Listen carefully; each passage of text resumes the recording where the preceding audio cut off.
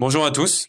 Dans cette vidéo, je vais vous expliquer comment lire graphiquement l'équation réduite d'une droite. Donc, il y a deux étapes. Donc, la première étape, c'est d'abord de lire l'ordonnée à l'origine de la droite. Généralement, c'est très rapide.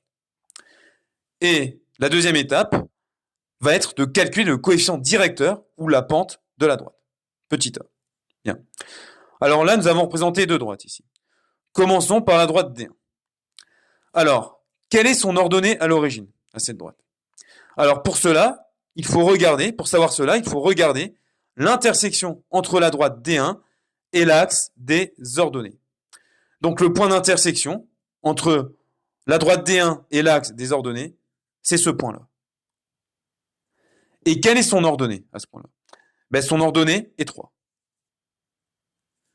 Et c'est ce nombre-là que l'on appelle l'ordonnée à l'origine de la droite. Donc là, c'est réglé pour l'ordonnée à l'origine. Donc, on peut déjà commencer à écrire l'équation de la droite. Donc, la droite D1 a pour équation réduite y égale à ax, donc on ne connaît pas encore la valeur de a, donc on va laisser un espace vide, plus b, donc plus 3. Bien. Alors maintenant, la deuxième étape va consister à calculer le coefficient directeur de la droite.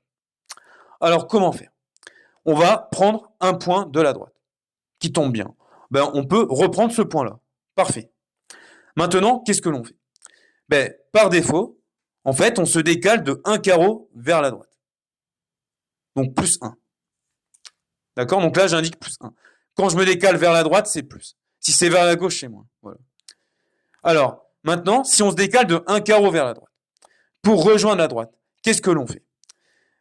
Pour rejoindre la droite, l'on doit, en fait, remonter de 2 carreaux vers le haut. Et là, je vais indiquer plus 2. Pourquoi plus? Parce qu'on monte en haut. Ok? On monte vers le haut. Bien. Quand on descend, c'est moins, et quand on monte, c'est plus. Voilà. Bien. Et maintenant, je vais pouvoir calculer, du coup, le coefficient directeur de la droite. Donc, c'est parti. Donc, petit a. Alors, le coefficient directeur, qu'est-ce que c'est?